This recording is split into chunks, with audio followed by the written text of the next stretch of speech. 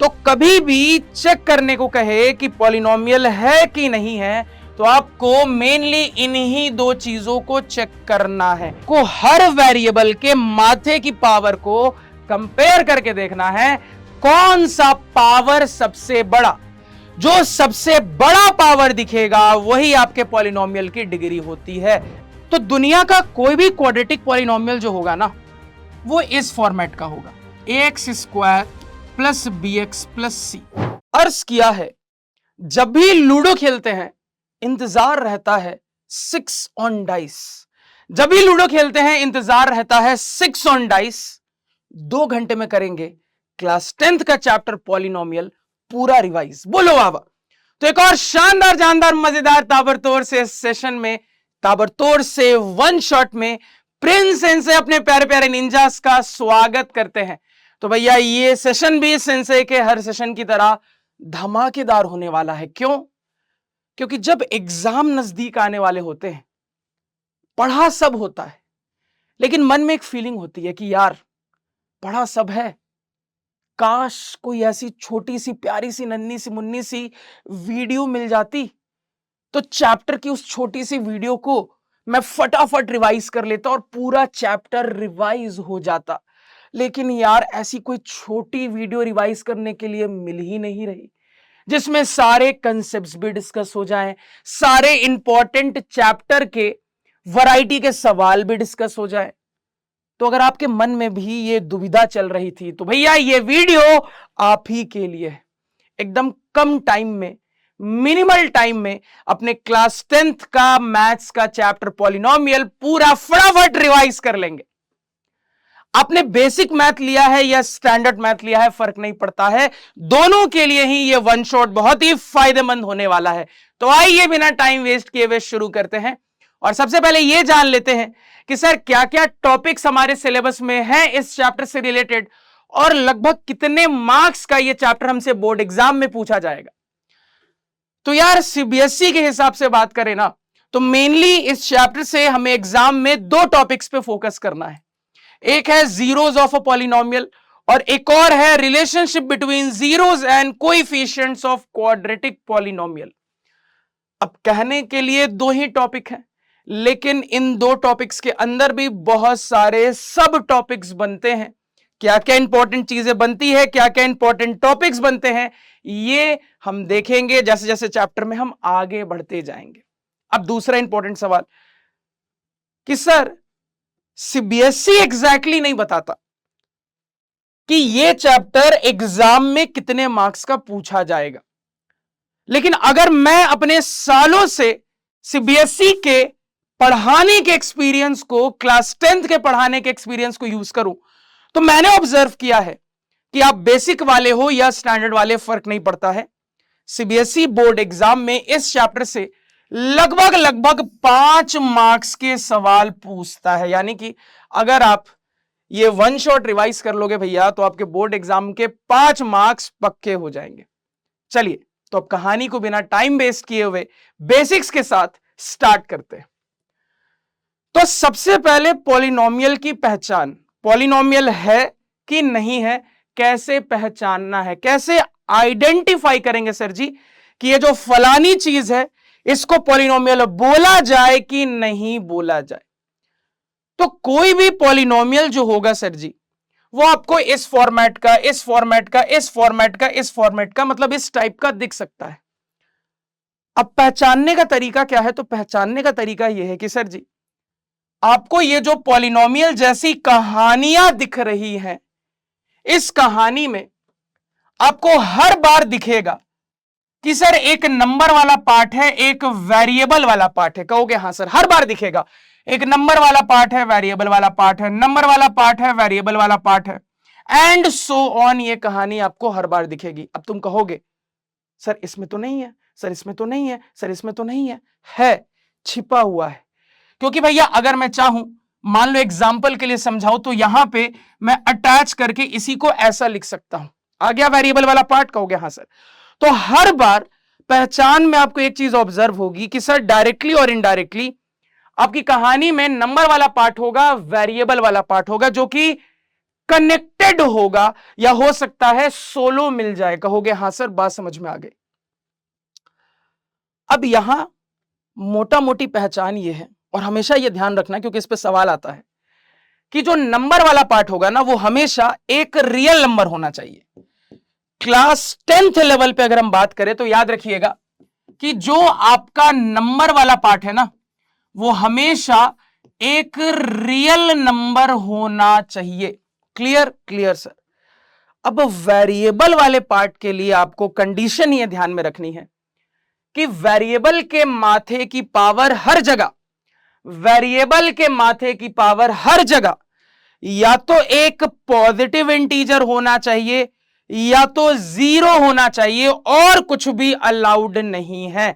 कहोगे हां sir, variable से रिलेटेड जो कहानी थी वो भी हम समझ गए।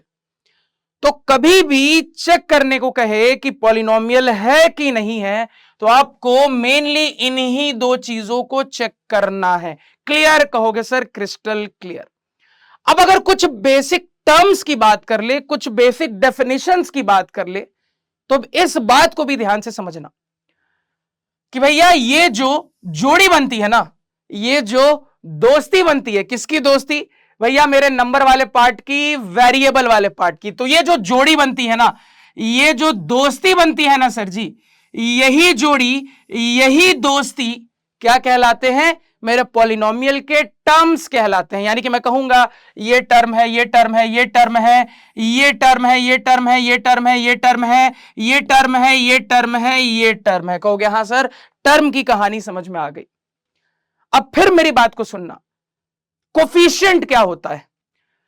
तो हर जोड़ी में, हर टर्म में जो नंबर वाला पार्ट होता है, सिर्फ नंबर वाला पार्ट, हर टर्म में, हर जोड़ी में ये जो नंबर वाला पार्ट होता है जो कि एक रियल नंबर होता है, उसी को जब हम साइन के साथ बता देते हैं तो वही मेरे उस टर्म का कोएफिशिएंट कहला जाता है। यानी कि अगर हम एग्जांपल से इस चीज को समझे तो भैया इस वाले टर्म का कोएफिशिएंट क्या है? 5। इस वाले टर्म का क्या है सर जी? 6। अब ध्यान देना, अब तुम गलती करोगे। इस वाले टर्म का कोफिशिएंट क्या है? तुम कहोगे 3। नहीं, इस वाले टर्म का कोफिशिएंट -3 है। मैंने क्या बोला? हमेशा साइन के साथ बताते हैं। मतलब जो भी टर्म आ रहा है उसके आगे जो साइन कनेक्टेड है उसको इंक्लूड करके हम हमेशा कोफिशिएंट बताते हैं। अगेन इस वाले टर्म का कोफिशिएंट क्या है? -2 है सर जी। तो कोफिशिएंट की कहानी क्या है ये भी आपने सीख लिया, ये भी आपने समझ लिया। अब पॉलिनोमियल्स को रिप्रेजेंट कैसे करना है, पॉलिनोमियल्स के बारे में बताएंगे कैसे, तो देखो तरीका क्या होता है। कभी भी अगर आपको पॉलिनोमियल्स को रिप्रेजेंट करना है तो उसका वे ये है सर जी कि पहले तो एक ब्रैकेट दो। अब ब्रैकेट क्यों? तो भैया हमारे सिलेबस के हिसाब से बात करें तो हमें सिर्फ और सिर्फ ऐसे पॉलिनोमियल्स के बारे में पढ़ना है जिस पूरे पॉलिनोमियल में हमें सिर्फ एक ही टाइप का वेरिएबल दिखे, एक से ज्यादा टाइप नहीं दिखना चाहिए। जैसे ऑब्जर्व करिए इन एग्जांपल्स को। सर पूरे पॉलिनोमियल में सिर्फ एक ही टाइप का वेरिएबल एक्स इस्तेमाल हुआ? हां सर। पूरे पॉलिनोमियल में सिर्फ एक ही टाइप का वेरिएबल एक्स इस्तेमाल हुआ? हां sir. Again same here, again आगे। इसी तरीके से हो सकता था कि आपके पॉलिनोमियल में सिर्फ y इस्तेमाल हो, या सिर्फ z इस्तेमाल हो, या सिर्फ t इस्तेमाल हो। तो कुल मिला के पहले तो ये क्लियर रखना है कि क्लास 10th में जब हम बात करते हैं तो हमें सिर्फ और सिर्फ ऐसे पॉलिनोमियल्स के बारे में पढ़ना है जिसमें एक ही टाइप के वेरिएबल का इस्तेमाल होता है। तो जो वेरिएबल इस्तेमाल हो रहा है ना वो आप इस ब्रैकेट के अंदर डालोगे। जैसे आपको इन एग्जांपल्स में क्या दिख रहा है कि सर इस्तेमाल होने वाला वेरिएबल x है, तो आप ब्रैकेट के अंदर x लिखिएगा। मान लो किसी एग्जांपल में दिखेगा इस्तेमाल होने वाला वेरिएबल y है, तो आप ब्रैकेट के अंदर y डालिएगा, एंड सो ऑन। अब रिप्रेजेंटेशन में आखिरी चीज क्या करनी है? अब भैया इसको किसी नाम से पुकार लो। यानी लेट से तुमने इसका नाम रख दिया f या g या h या i या k, कुछ भी आगे अब कुछ भी नाम रख दो, इसको छोड़ के जो वेरिएबल है ना बस उसको छोड़ के कुछ भी नाम रख दो। अब कुछ बच्चे बदमाशी क्या करते हैं, कुछ निंजास बदमाशी क्या करते हैं, एक्स एक्स रख देंगे, यहां भी एक्स यहां पे भी एक्स। ये नहीं करना है। जो वेरिएबल आपने ब्रैकेट के अंदर डाल दिया ना, उस अल्फाबेट को छोड़ के कोई और नाम यूज कर लो तो थोड़ा बढ़िया लगता है, थोड़ा ज्यादा सिंपल बन जाता है। कहोगे हाँ सर। और पढ़ेंगे कैसे सर?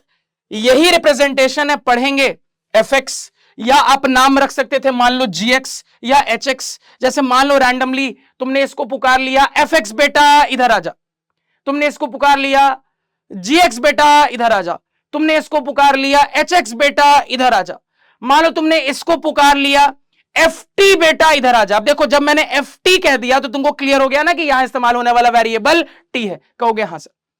तो रिप्रेजेंटेशन देखकर आपको बहुत अच्छे से समझ में आ जाता है कि भैया उस पॉलिनोमियल में इस्तेमाल होने वाला वेरिएबल क्या है, रिप्रेजेंट कैसे करना है, यह भी आप सीख गए।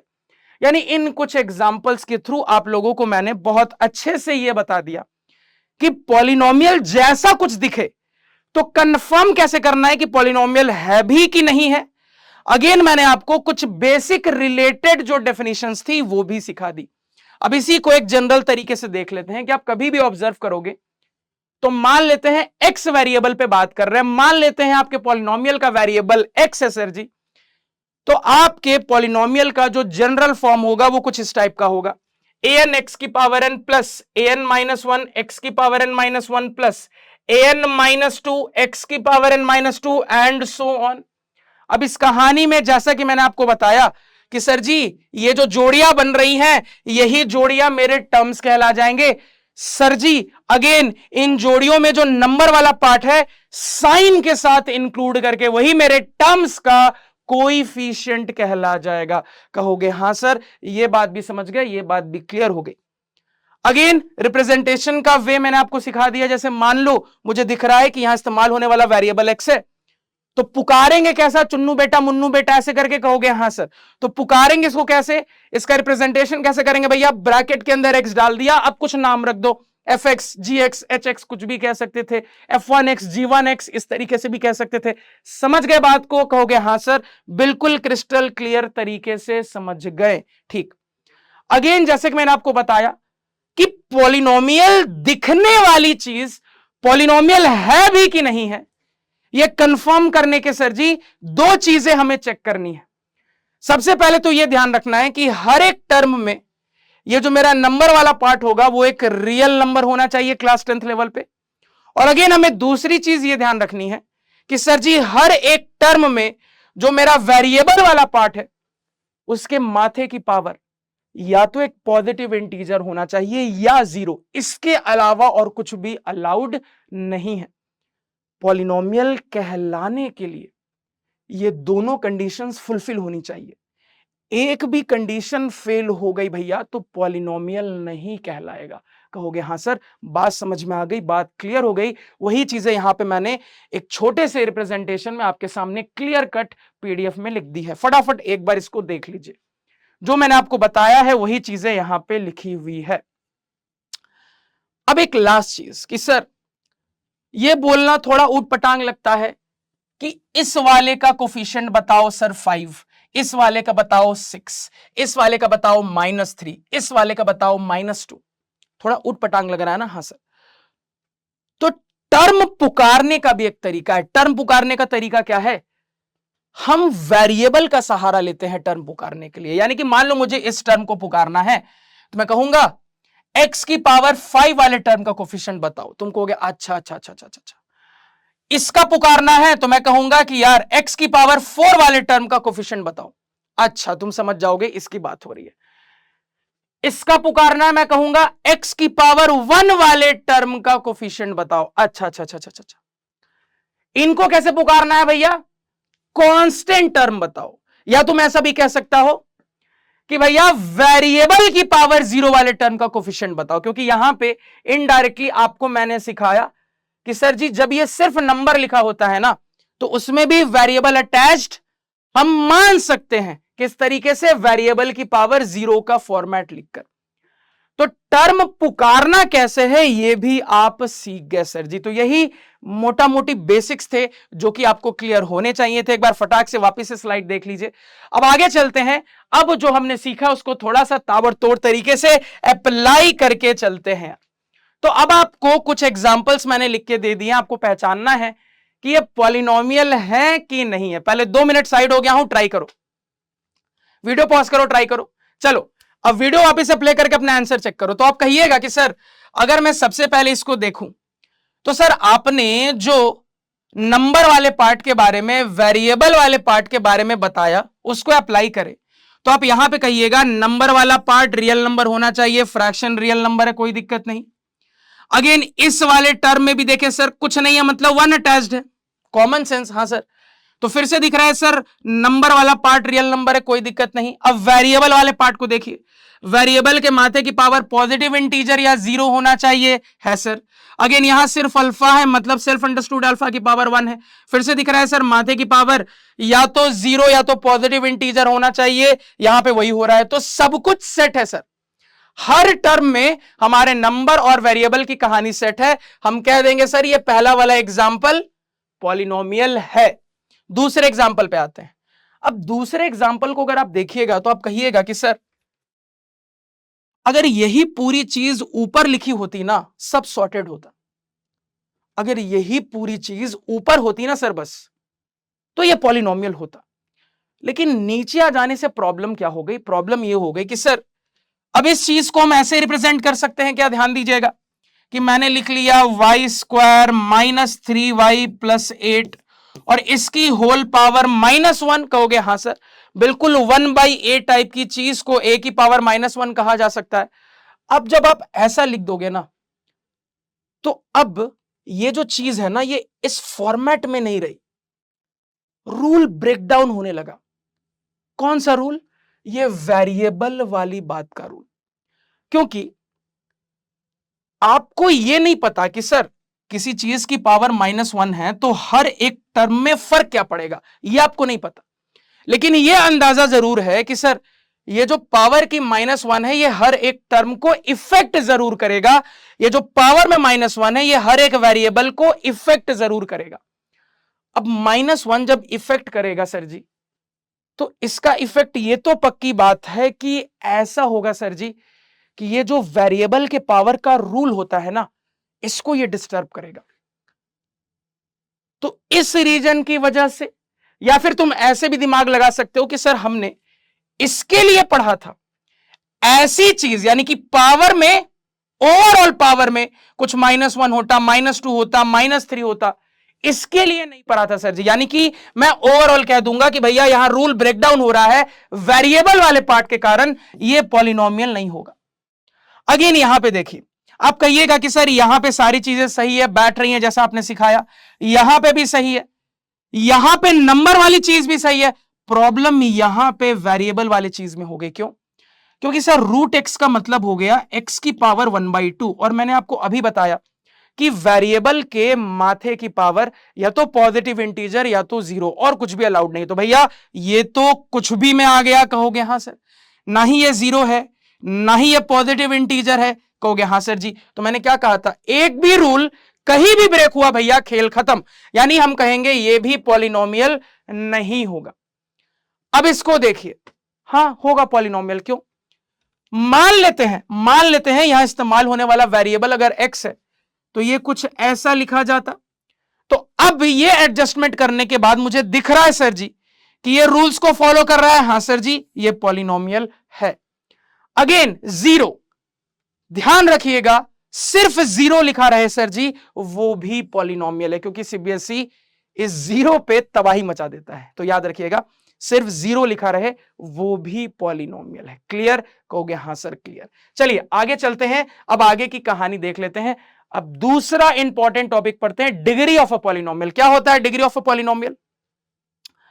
तो जो भी आपको पॉलिनोमियल गिवन है, उस पॉलिनोमियल में हर वेरिएबल वाले पार्ट की माथे की एक पावर होगी। कहोगे हाँ सर, हर वेरिएबल वाले पार्ट के माथे की कोई ना कोई पावर होगी।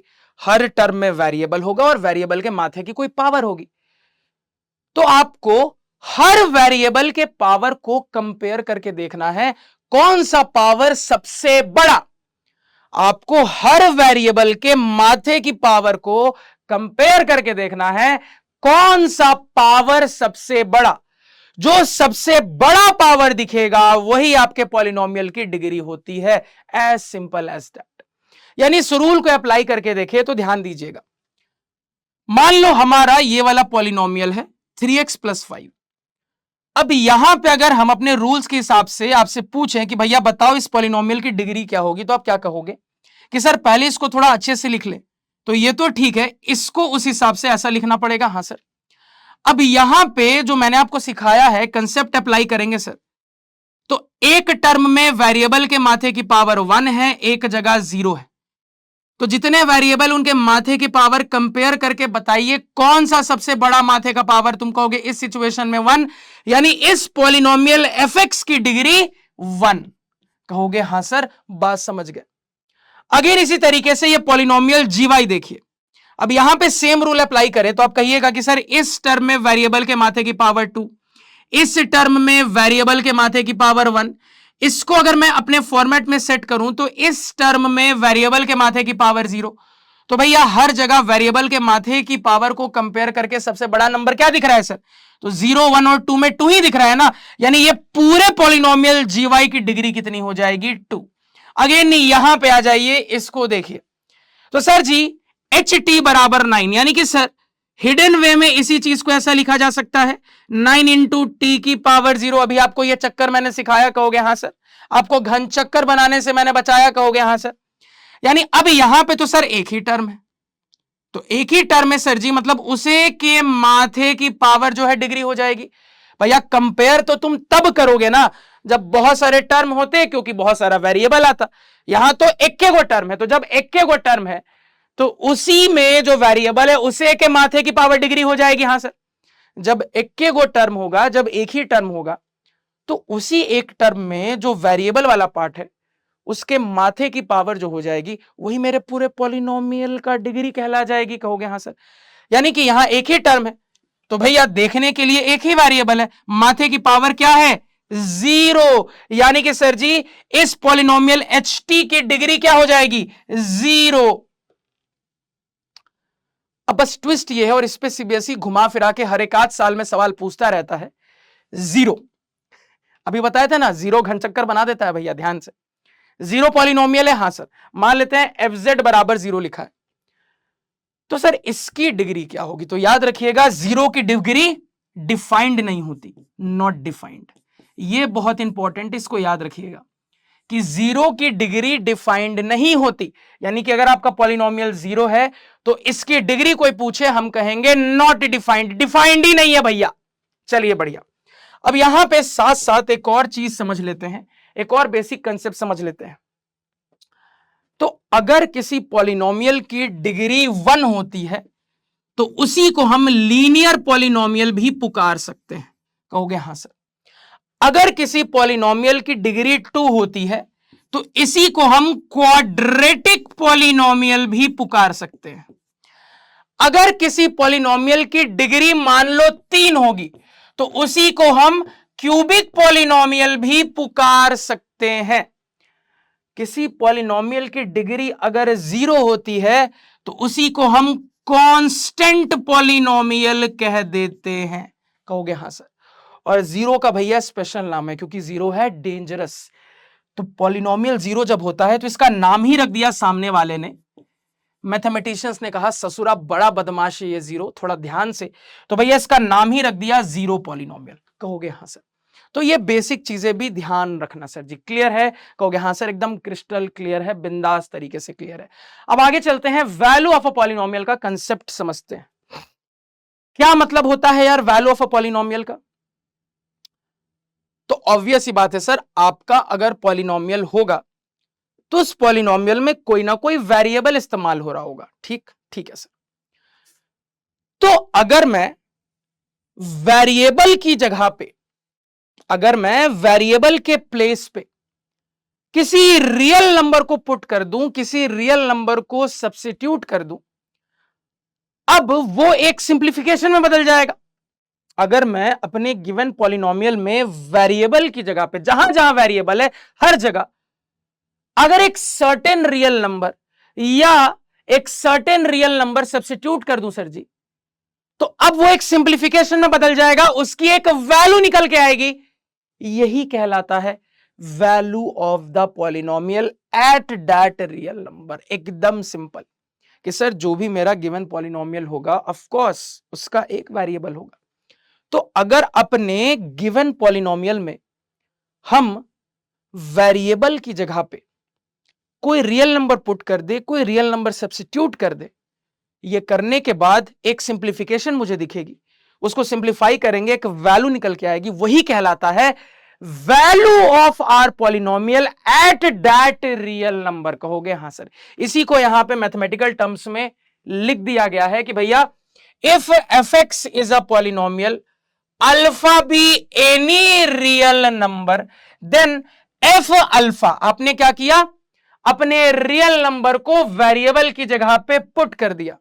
तो पुट करने के बाद एक सिंप्लीफिकेशन आएगा, वही सिंप्लीफिकेशन एक वैल्यू देगा, वही कहला जाएगा it is the value of the polynomial at that real number at x is equal to alpha. कहोगे हाँ सर, बात समझ में आ गई, बात क्लियर हो गई। यानी मान लेते हैं ये इसी पॉलिनोमियल एफ एक्स की वैल्यू मुझे निकालनी है एक्स इज इक्वल टू 3 पे, तो मैं कैसा लिख दूंगा, ऐसा लिख दूंगा, क्योंकि इसको पढ़ के अब सामने वाला समझ जाएगा अच्छा अच्छा अच्छा अच्छा, ये जो पॉलिनोमियल एफ एक्स था इसकी वैल्यू निकाली गई है at x is equal to 3। अच्छा सर जी, तो वैल्यू ऑफ द पॉलिनोमियल को इतना लंबा चौड़ा ना कह के कैसे एक छोटी सी चीज से रिप्रेजेंट करना है, ये भी आपने सीख लिया। क्लियर, कहोगे क्लियर। अब अगर अच्छे से सीख लिया है तो इसको भी एक सवाल में ट्राई करते हैं, ध्यान दीजिएगा। सवाल पढ़िए क्या लिखा है, फिर से वीडियो पॉज करिए, दनादन भिड़ जाइए, चलो सोल्यूशन मैच करो अपना अपना। तो आप कहिएगा कि सर मान लो मुझे एक पॉलिनोमियल गिवन है एफ एक्स क्या गिवन है 2x square minus 3x minus 2। अब मुझे निकालना क्या क्या है, तो सर मैंने जो आपको सिखाया उस कंसेप्ट के हिसाब से मुझे निकालना है value of the polynomial f x at x is equal to 1, मुझे निकालना है value of the polynomial f x at x is equal to 2, मुझे निकालना है value of the polynomial f x at x is equal to minus 2, मुझे निकालना है value of the polynomial f x at x is equal to minus 1/2। सवाल समझ गए, कहोगे हाँ सर समझ गए। चलिए बारी बारी से निकालते हैं, ध्यान दीजिएगा, बारी बारी से निकालते हैं, ध्यान से सुनिएगा। सबसे पहले f1 निकालते हैं सर जी। तो f1 के लिए क्या करना पड़ेगा, तो सर जी ये रहा मेरा पॉलिनोमियल, जहां जहां वेरिएबल है उसकी जगह पे 1 को पुट करेंगे, 1 को सब्स्टिट्यूट करेंगे, एक सिंप्लीफिकेशन आ जाएगा, करते हैं। तो 2 इंटू एक्स की जगह पे 1 डालेंगे सर, तो ये हो गया 1 का स्क्वायर, माइनस 3 इंटू एक्स की जगह पे फिर 1 आएगा माइनस 2, सिंप्लीफिकेशन में बदल गया, हाँ सर, एक वैल्यू आएगी, हाँ सर, वही होगा value of the polynomial at x is equal to 1। निकाल लेते हैं, तो इस सिंप्लीफिकेशन को सॉल्व करें, 1 का स्क्वायर 1, 1 इंटू 2 2 आ गया, यहां पे माइनस 3 हो गया, यहां पे कितना हो गया माइनस 2 हो गया, तो 2 माइनस 2 तो गया तेल लेने सर जी, और आपके पास बच रहा है माइनस 3, यानी कि f1 आ गया है माइनस 3 के इक्वल। यानी कि आप क्या दीजिएगा, value of the polynomial f x at x is equal to 1 is equal to minus 3। इसी तरीके से काम करते हैं, अब हम निकाल लेते हैं f2 को, आइए f2 निकालते हैं, ध्यान दीजिएगा। तो अब अगर मैं f2 निकालूं सर जी, तो क्या करूंगा, वेरिएबल x की जगह पे अपने पॉलिनोमियल में 2 को पुट करूंगा, तो ये हो जाएगा 2 इंटू एक्स की जगह पे 2 को पुट करेंगे सर जी, तो 2 का स्क्वायर हो गया, आगे जाके माइनस 3 इंटू फिर से x की जगह पे 2 पुट होगा, और लास्ट में माइनस 2। सिंप्लीफाई कर लेते हैं, सिंप्लीफाई करेंगे सर, 2 का स्क्वायर 4, 4 2 जा 8, आगे 3 2 जा 6 माइनस 2, तो क्या दिख रहा है सर, तो आप कहिएगा कि 8 माइनस 6 2, 2 माइनस 2 0, यानी कि sir value of the polynomial f x at x is equal to 2 0 निकल के आ गया। क्लियर, कहोगे हाँ सर, क्रिस्टल क्लियर। अब इसी तरीके से f माइनस 2 निकाल लेते हैं, ध्यान दीजिएगा। अब f माइनस 2 निकाल लेते हैं, ध्यान दीजिएगा, ध्यान से सुनिएगा। तो f माइनस 2 यानी कि अब मैं अपने पॉलिनोमियल एफ एक्स में x की जगह पे माइनस 2 को पुट करूंगा। तो अगर मैं ये काम यहां पे करूं सर जी, तो आप कहिएगा कि 2 इंटू एक्स की जगह पे माइनस 2 डालूंगा, तो माइनस 2 का स्क्वायर माइनस 3 इंटू फिर से वेरिएबल जो है यानी कि यहां पे x, इसकी जगह पे माइनस 2 डाल दूंगा, और लास्ट में माइनस 2। क्लियर है, कहिएगा हाँ सर, बिल्कुल क्रिस्टल क्लियर है। सिंप्लीफाई कर लेते हैं, तो नेगेटिव का स्क्वायर पॉजिटिव होगा सर जी, 2 का स्क्वायर 4, 4 2 जा 8 का हो गया, हाँ सर, माइनस माइनस प्लस हो गया, 3 2 जा 6 माइनस 2, यानी कि सर 8 प्लस 6 कितना हो गया 14 माइनस 2 12 हो गया, यानी कि value of the polynomial at x is equal to -2 बराबर 12 निकल के आ रहा है। अब फाइनली f -1/2 निकाल लेते हैं, यानी कि value of the polynomial at variable की value at x is equal to -1/2। तो सर अपने fx में जहां जहां वेरिएबल उसकी जगह पे -1/2 को पुट करेंगे, सब्स्टिट्यूट करेंगे, तो 2 इंटू x की जगह पे -1/2 को डालें सर, तो ये हो गया -1/2 का स्क्वायर। आगे जाके -3 इंटू वेरिएबल की जगह पे -1/2 को डाल दिया, और भैया जी लास्ट में -2 का हो गया। हाँ सर, सिंप्लीफाई कर लेते हैं। सिंप्लीफाई करेंगे, नेगेटिव का स्क्वायर पॉजिटिव। अब थोड़ा ध्यान से देखना, ये बन गया 1/4, 2 इंटू 1/4, तो 2 2 जा 4, यानी कि अल्टीमेटली 1/2 बचेगा। हाँ सर, ध्यान दीजिएगा, माइनस माइनस प्लस, ये कितना हो गया 3/2 हो गया, लास्ट में -2। अब तुम्हारी खोपड़ी चलेगी कि सर 1/2 प्लस 3/2 4/2, 4/2 का मतलब हो गया 2, तो 2 - 2 अल्टीमेटली 0 आ रहा है, यानी कि हम कहेंगे value of the polynomial at x is equal to -1/2 बराबर 0। हाँ सर, तो हमने ये जो वैल्यू ऑफ द पॉलिनोमियल का कंसेप्ट समझा, उसको एक एग्जांपल के थ्रू बहुत अच्छे से सीख भी लिया, अप्लाई कैसे करना है। कहोगे हाँ सर, और आपको इससे एक बड़ी मजेदार चीज समझ में आती है, एक बड़ी मजेदार चीज क्लियर होती है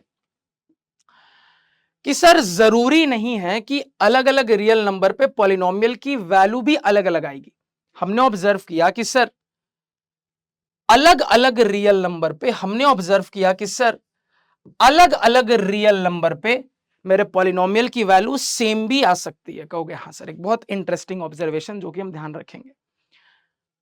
अब अगर ये समझ गए ना, तो जीरो ऑफ द पॉलिनोमियल भी समझ गए कि भैया ये जीरो ऑफ द पॉलिनोमियल किस चिड़िया का नाम है। ध्यान से सुनना, समझने की कोशिश करना। जिस रियल नंबर पे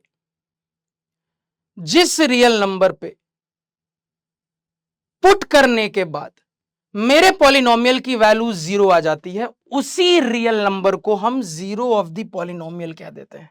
क्या मैंने कहा? मैंने कहा कि भैया जो भी गिवन पॉलिनोमियल है उसके जीरोस का क्या मतलब है? तो मतलब यह है कि सर जी जिस रियल नंबर को पुट करने के बाद, जिस रियल नंबर को वेरिएबल की जगह पे सब्स्टिट्यूट करने के बाद मेरे पॉलिनोमियल की वैल्यू 0 आ जाए सर जी, वही रियल नंबर क्या कहला जाता है? जीरो ऑफ आवर पॉलिनोमियल कहला जाता है। यानी डेफिनेशन के हिसाब से अब अगर मैं आपसे पूछूं कि भैया ये जो मेरा पॉलिनोमियल fx है, इसके जीरोस थोड़ा बताओ क्या होंगे, तो सर डेफिनेशन के हिसाब से चले तो आपको दिख रहा है कि मैंने वेरिएबल x की जगह पे जब 2 पुट किया तो मेरे पॉलिनोमियल की वैल्यू 0 आ गई, यानी मेरा रियल नंबर ही 0 कहलाने लगता है, यानी कि ये 2 0 कहलाने लगा। हाँ सर, अगर आप फिर से कहिएगा कि सर इसी सेम पॉलिनोमियल fx में जब मैंने वेरिएबल x की जगह पे -1/2 को पुट किया, अगेन पॉलिनोमियल की वैल्यू 0 आने लगी, यानी कि ये रियल नंबर भी 0 कहला जाएगा। हाँ सर, तो इस गिवन पॉलिनोमियल के मुझे दिख रहा है बाय डेफिनेशन 2 जीरोस है, 2 और -1/2। हाँ सर, तो जीरो ऑफ अ पॉलिनोमियल क्या है सर जी? ये भी आपने यहीं पे सीख लिया, यहीं पे आपको समझ में आ गया। यानी कि इसी को अब मैं जनरलाइज्ड वे में ऐसा कह सकता हूं कि भैया आपके पॉलिनोमियल में कोई वेरिएबल होगा, हाँ, तो वेरिएबल की जगह पे किसी रियल नंबर अल्फा को पुट करने के बाद अगर आपको दिख रहा है कि उस पॉलिनोमियल की वैल्यू 0 आ जा रही है भैया, तो वही जो रियल नंबर है वो मेरे गिवन पॉलिनोमियल का 0 कहलाने लगता है। कहोगे हाँ सर, बात समझ में आ गई, बात क्लियर हो गई। अब थोड़ा आगे बढ़ते, 0 निकालना कैसे? कहोगे सर इजी है, आपने डेफिनेशन बता दिया, आप फटाक से 0 निकाल लेंगे। इतना भी आसान नहीं, क्यों? समझना। तो आपके मन में एक सवाल आएगा, आपके मन में एक प्यारा सा ख्याल आएगा कि सर अब मैं एक एक करके रियल नंबर पुट कर करके देखूंगा थोड़ी ना कब 0 आ रहा है। मुझे जीरो ऑफ द पॉलिनोमियल निकालना है तो मैं एक एक करके बार बार बारी बारी से पुट कर करके देखूंगा थोड़ी ना कि भैया कौन वाला रियल नंबर है यार जिसको पुट करके पॉलिनोमियल की वैल्यू 0 आ गई। ऐसे एक एक करके हिट एंड ट्रायल तो आप करिएगा नहीं, इसमें तो बड़ा टाइम निकल जाएगा। कहोगे सर पूरा जीवन निकल जाएगा।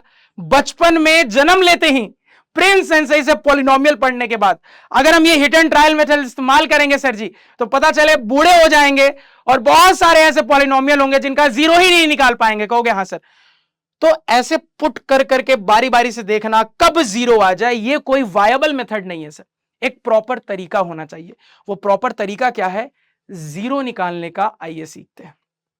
तो सबसे पहले बेसिक बात याद रखना, कभी भी अगर आपको किसी पॉलिनोमियल की जीरो निकालनी है तो आपको उस पॉलिनोमियल को जीरो से इक्वेट करना पड़ेगा। ठीक, कभी भी किसी पॉलिनोमियल की जीरो आपको फाइंड आउट करनी है तो आपको उस पॉलिनोमियल को जीरो से इक्वेट करना पड़ेगा। अब जैसे ही आप ये काम करोगे वो एक इक्वेशन में बदल जाएगा, तो उस इक्वेशन को आप सॉल्व करोगे तो सॉल्यूशन आएगा। इक्वेशन सॉल्व करने पे क्या आएगा? सॉल्यूशन आएगा।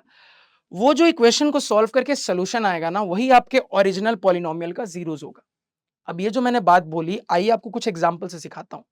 सबसे पहले ये चीज मैं आपको लीनियर पॉलिनोमियल के लिए सिखाता हूं। लीनियर पॉलिनोमियल क्या है अभी जस्ट आपको बताया। जैसे मान लो मुझे क्या करना है, इस पर्टिकुलर पॉलिनोमियल के जीरोस निकालना है। क्या करूंगा मैं? सर आपने बताया कि जो भी पॉलिनोमियल है उसको जीरो से इक्वेट करना है, उसके बाद वो एक इक्वेशन में बदल जाएगा। बदल गया सर। अब इस इक्वेशन को सॉल्व कर सकते हैं। हाँ सर। एक सोल्यूशन आएगा। हाँ सर। जो सोल्यूशन आएगा वही मेरे ओरिजिनल पॉलिनोमियल का जीरोस हो जाएगा। तो सॉल्व करके सोल्यूशन निकालते हैं। तो क्या ऐसी चीजों को सॉल्व करना तुमने नहीं सीखा है? नहीं जानते हो? जानते हैं सर, बहुत अच्छे से जानते हैं। तो सॉल्व करेंगे तो यहां से हम कह देंगे सर जी 6x बराबर 5, यानी कि x बराबर 5/6। तो आपका जवाब आएगा, आप कहिएगा कि सर जी ये जो इक्वेशन थी, इस इक्वेशन का ये सॉल्यूशन आया, और जैसा कि आपने बताया कि ये जो सॉल्यूशन आता है यही मेरे ओरिजिनल पॉलिनोमियल का जीरो बन जाता है। कहोगे वाह सर क्या शायरी की तरह पढ़ाते हो। तो यही जो सॉल्यूशन आया यही मेरे गिवन पॉलिनोमियल का जीरो हो गया। तो भैया जीरो कितना हो गया इस गिवन पॉलिनोमियल का? आप कह दीजिएगा सर जी ये हो गया 5/6। तो जीरो निकालना कैसे है ये प्रोसीजर अब आपने सीख लिया है, तो आपको समझ में आ चुका है। यानी कि अब आप कहिएगा कि सर लीनियर पॉलिनोमियल का जीरो निकालना तो बहुत ही आसान है। बिल्कुल बहुत ही आसान है। मजा आता है क्वाड्रेटिक पॉलिनोमियल की जीरोस निकालने में। कि सर अगर मेरा गिवन पॉलिनोमियल क्वाड्रेटिक पॉलिनोमियल है, मान लो ये वाला एग्जांपल, इसके जीरोस कैसे फाइंड आउट करेंगे सर? इसके जीरोस कैसे निकालेंगे सर? सेम प्रोसीजर है। अगर मैं प्रोसीजर अप्लाई करूं तो सबसे पहले क्वाड्रेटिक पॉलिनोमियल के लिए ध्यान रखना कि जीरोस पता करने के दो मेथड्स होते हैं। कितने? दो मेथड्स होते हैं सर। दोनों मेथड डिस्कस करूंगा एग्जाम में। आप जीरोस निकालने के लिए दोनों में से किसी मेथड को फॉलो कर सकते हो, कोई रेस्ट्रिक्शन नहीं है। एग्जाम में अगर आपको क्वाड्रेटिक पॉलिनोमियल का जीरोस निकालना है, आप दोनों में से कोई भी मेथड यूज कर सकते हो, कोई दिक्कत ही नहीं है। तो सबसे पहले मेथड 1 सीखते हैं। ध्यान दीजिएगा, फैक्टराइजेशन मेथड। तो सबसे पहले जो बेसिक प्रोसीजर है कि सर जो भी गिवन पॉलिनोमियल है उसको लिखो 2x² - 3x - 2। अब क्या करना है? पॉलिनोमियल को जीरो से इक्वेट करना है, वो एक इक्वेशन में तब्दील हो जाएगा। इक्वेशन का सॉल्यूशन निकाल लेना है, वही सॉल्यूशन मेरे गिवन पॉलिनोमियल का जीरोस हो जाएगा। अब इस इक्वेशन को सॉल्व करना होगा। अब इस इक्वेशन को सॉल्व कैसे करते हैं? फैक्टराइजेशन वाला तरीका आप क्लास 9th में सीख के आए हो। कहोगे हाँ सर, क्लास 9th में हमें एक चैप्टर पढ़ना था फैक्टराइजेशन ऑफ पॉलिनोमियल्स, वहां सीख के आए हैं सर जी, एक बार रिवाइज करवा देता हूं। तो सर क्वाड्रेटिक पॉलिनोमियल के लिए फैक्टराइजेशन का तरीका ये होता है, बड़े ध्यान से सुनना, कि सर जो वेरिएबल स्क्वायर वाले टर्म का कोफिशिएंट है और जो कांस्टेंट टर्म है, साइन हटा के उनको मल्टीप्लाई करो। साइन हटा के बात करें सर तो 2 मल्टीप्लाई करेंगे कितना आएगा? 4 आएगा। अब 4 को आप कितने तरीके से दो नंबर्स के प्रोडक्ट के फॉर्म में लिख सकते हो? आप कहिएगा कि सर 4 को अगर हम दो नंबर्स के प्रोडक्ट के टर्म में लिखने जाएं तो 4 को मैं 2 2 जा 4 भी लिख सकता हूं, 4 को मैं 4 1 जा 4 भी लिख सकता हूं। हाँ सर। तो आपको यह देखना है कि किस तरीके में मैं प्लस माइनस साइन के कॉम्बिनेशन की मदद से अपना ये मिडिल टर्म वेरिएबल की पावर 1 वाले टर्म का कोफिशिएंट ले आऊंगा। अगेन इस बात को मैं रिपीट करूंगा। आपको देखना है कि किस फॉर्मेट को सेलेक्ट करने पे, इनमें से किस तरीके को सेलेक्ट करने पे जो मेरे दो नंबर्स होंगे उनमें प्लस माइनस साइन का तड़का लगा के, प्लस माइनस साइन का कॉम्बिनेशन यूज करके मैं अपना मिडिल टर्म लाने में कामयाब हो जाऊंगा। तो अगर मैं इस कंसेप्ट को यहां अप्लाई करूं तो आप कहिएगा कि सर 2 और 2 में आप कितना भी जोड़ घटाव कर लीजिए 3 तो आने से रहा, लेकिन सर 4 और 1 से 3 आ जाएगा, दिख रहा है? हां सर। अब ये जो आपको मिल गया है, इन नंबर्स का यूज करके हम ये काम करेंगे। तो लाना कितना है ओवरऑल? -3x। तो आपको जो समझ में आया है उसके हिसाब से -3, -3x -3 है, -3 4 और 1 से कैसे आएगा? तो आप कहिएगा कि सर -3 4 और 1 से इस प्रकार आएगा, -4 और सर जी +1 आ गया -3। हाँ सर। अब x भी लगा है, आप भी x लगा लीजिए, कहोगे हाँ सर। तो इस तरीके से आपने क्या किया, मिडिल टर्म को फैक्टराइज कर लिया, स्प्लिट कर लिया। यानी कि अब लिखना कैसे इसी चीज को सर जी? तो लिखने का तरीका बड़ा सिंपल है, 2x² ही लिखा गया, ठीक है सर। ये चीज को अब मैं ऐसा लिखूंगा, -4x + 1x, बोलो x बोलो एक ही बात है, हाँ सर, और आगे -2 = 0। अब भैया जी आप क्या कर लो, पेयरिंग कर लो एकदम लाइन से। पेयरिंग करके क्या करोगे, आपको दिखेगा पेयरिंग करने के बाद यहां दोनों जगह से कॉमन फैक्टर आएगा। जैसे यहां पे देखें सर जी तो दिख रहा है 2x कॉमन, क्या बचा, x बचा, -2 बचा। यहां से सर कुछ भी ऐसा सच नहीं है, x -2 बचा, कहोगे हाँ सर। तो दिख रहा है दोनों में एक कॉमन फैक्टर आ रहा है। इस कॉमन फैक्टर को ओवरऑल अब कॉमन ले लेंगे, तो सर यहां पे ओवरऑल x -2 हो गया, यहां से अब 2x बचा, प्लस यहां से कुछ नहीं है मतलब 1 छिपा हुआ है, हां सर, =0। तो आपने क्या किया, क्वाड्रेटिक पॉलिनोमियल के लिए इस फैक्टराइजेशन मेथड की मदद से, स्प्लिटिंग ऑफ टर्म्स मेथड से अपने क्वाड्रेटिक पॉलिनोमियल वाले पार्ट को ध्यान से देखिएगा, दो लीनियर पॉलिनोमियल के प्रोडक्ट में चेंज कर लिया। अब इसके बाद ना जीरो निकालना आसान होता है। तो अब अगर हम जीरो निकालने जाएं तो बड़ा सिंपल है, हम क्या कहेंगे, तो जीरो निकालने के लिए भैया इसको भी जीरो से इक्वेट करेंगे, इसको भी जीरो से इक्वेट करेंगे, इसको जीरो से इक्वेट करेंगे तो ये हो जाएगा, इस वाले को जीरो से इक्वेट करेंगे ये हो जाएगा, कहोगे हाँ सर जी। यहां से कितना निकल के आ जाएगा, x = 2, यहां से कितना आ जाएगा सर, x = -1/2, कहोगे हाँ सर, बोलोगे हाँ सर। यानी कि आपके इस पर्टिकुलर क्वाड्रेटिक पॉलिनोमियल के जीरोस क्या निकल के आ रहे हैं, अब आपको पता चल गया कि सर इसके 2 जीरोस आ रहे हैं और वो जीरोस आएंगे सर 2 और -1/2, कहोगे हाँ सर, बोलोगे हाँ सर।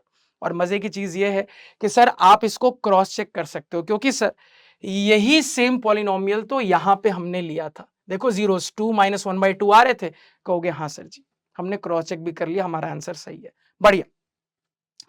तो ये था मेथड नंबर 1, क्वाड्रेटिक पॉलिनोमियल के जीरोस निकालने का, जिसको हम फैक्टराइजेशन मेथड या स्प्लिटिंग ऑफ टर्म्स मेथड कहते हैं।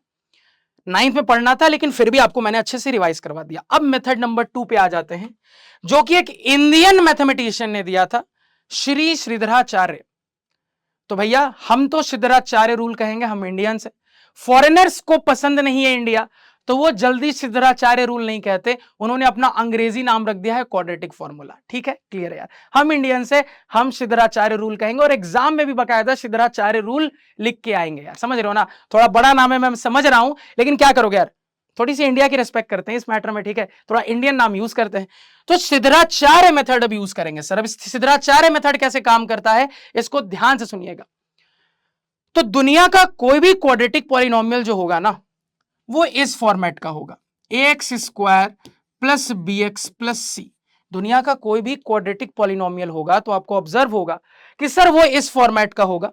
अब इस फॉर्मेट में a b c are real coefficients, तो भैया a ≠ 0, b और c 0 हो सकता है। तो दुनिया का हर क्वाड्रेटिक पॉलिनोमियल पक्का इसी फॉर्मेट का होगा।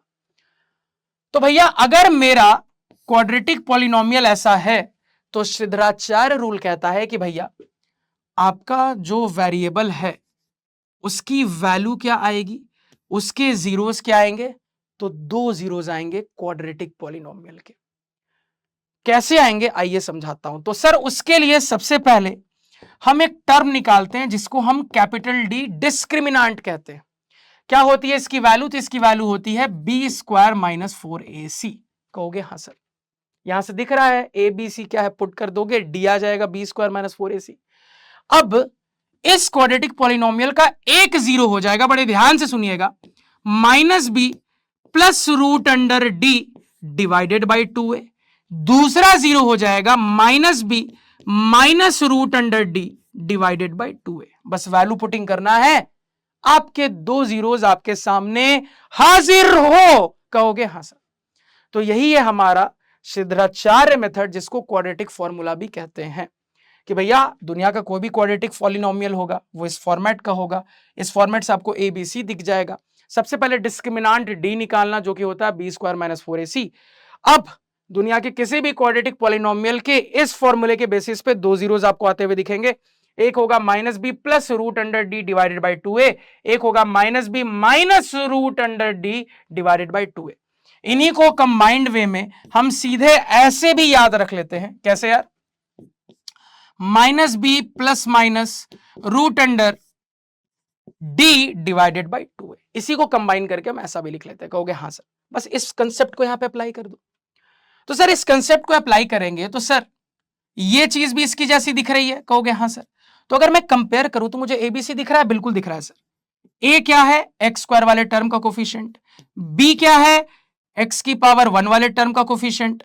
सी क्या है? Constant term. हाँ सर, या फिर कह लो एक्स की पावर 0 वाले टर्म का कोफिशिएंट। तो यहां से कंपेयर करके दिख रहा है सर ए की वैल्यू है 2, बी की वैल्यू है सर -3। अभी जस्ट सिखाया था कि कोफिशिएंट हमेशा साइन इंक्लूड करके बताते हैं जो उसके जस्ट आगे लगा है। और भैया कांस्टेंट टर्म या फिर कह लो एक्स की पावर 0 वाले टर्म का कोफिशिएंट क्या है सर? अगेन साइन इंक्लूड करके बताएंगे -2। अब एबीसी मिल गया है सर जी, पहले डी निकालो। तो डिस्क्रिमिनांट डी क्या हो जाएगा सर जी? तो अगर हम डिस्क्रिमिनांट डी पता करें तो ये हो जाएगा बी स्क्वायर माइनस 4ac। फॉर्मूले में पुट करो सर। फॉर्मूले में पुट करेंगे तो बी स्क्वायर यानी कि सर -3 का स्क्वायर -4 इंटू ए हो गया 2 इंटू सी हो गया -2। कितना आ रहा है कैलकुलेट होके? 9 माइनस माइनस प्लस हो गया। ध्यान से देखिएगा, 4 2 जा 8 2 जा 16, 16 प्लस 9 25। तो डी आपका आ गया 25। क्लियर? कहोगे हाँ सर क्लियर। अब अगर डी आ गया भैया जी तो हम बड़े आराम से अपने दोनों के दोनों जीरोज निकाल सकते हैं। पहले ये वाला जीरो निकाल लेते हैं। तो ये क्या है? Minus b plus root under D divided by 2a। Value putting करेंगे सर। माइनस बी मतलब माइनस ऑफ -3 3 हो गया, प्लस रूट अंडर डी यानी कि सवाल के अनुसार ये 25 हो गया। 2 इंटू ए 2 2 जा 4 हो गया। कितना आ रहा है ये? तो ये आ जाएगा 3 प्लस रूट 25 यानी कि 5 डिवाइडेड बाई 4। तो सर जी कितना हो गया? 8 बाई 4 यानी कि सर जी 2 निकल के आ गया। तो 1 0 2 आ गया। अब इसी तरीके से दूसरा वाला जीरो निकाल लेते हैं। दूसरा जीरो क्या हो जाएगा? तो इस वाले फॉर्मूले को यूज करेंगे sir, minus b minus root D divided by 2a।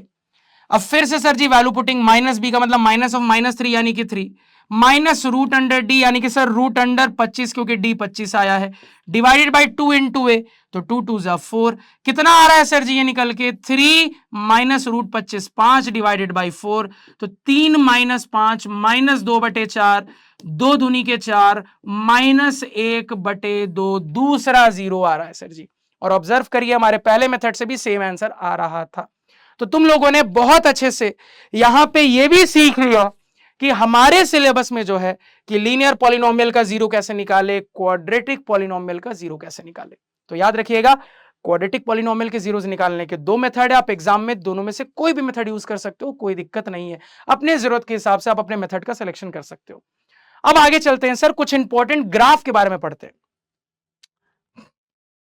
तो सर ये जो पॉलिनोमियल होती है ना, दुनिया में कोई भी पॉलिनोमियल हो, दुनिया के हर एक पॉलिनोमियल का ना एक ग्राफ बनाया जा सकता है।